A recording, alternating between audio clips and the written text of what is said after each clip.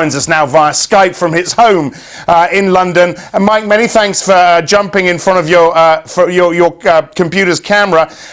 Let's, if we could, start with this FX exclusive. Deutsche getting rid of 3 New York-based FX traders. Martin Wheatley, ex-head of the FSA, has said this could be as serious as Libor. What do you think? Well, it's entirely possible. I mean, the FX market is the largest market in the world. So, yes, I mean, there is clearly scope for a lot of mischief. And, of course, a lot of these conduct investigations are going back many, many years. Regulators are absolutely determined to get to the bottom of them, and I'm sure they will, but that's going to take some time. So this story is going to run and run. All right. Markets, as I said, pretty brittle, it seems, this morning. What is your take? Is the panic selling over now that we've seen at the beginning of this year? Is it all down to emerging markets, or is it a bigger global story?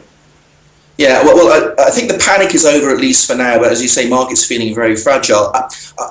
A lot of people have been touting this as really an emerging market issue, and on the back of that, they said, well, look, a decoupling trade is possible. We can still have a situation where developed markets are doing well, whilst emerging markets are, if you like, quietly melting down and trying to, sort out a few of their problems. I'm not sure it's quite that simple. I mean, over the years, I've heard of these decoupling trades time and time again. They very rarely actually pan out. And, if you look at the bigger picture, we know that the economic forecasts for much of the emerging market universe are now so much pulp. But, there are now questions over US growth.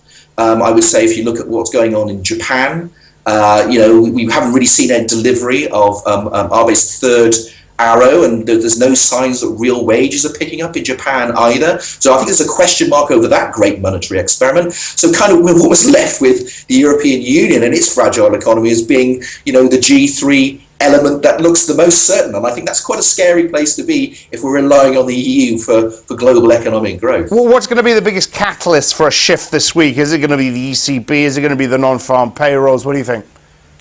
I think it's the NFPs. I think there's very little expectation that the ECB is about to leap into action. So I think the market won't be surprised if everything is pretty much on hold. There'll be the usual platitudes about they're ready to do this and ready to do that, but they'll actually do none of it.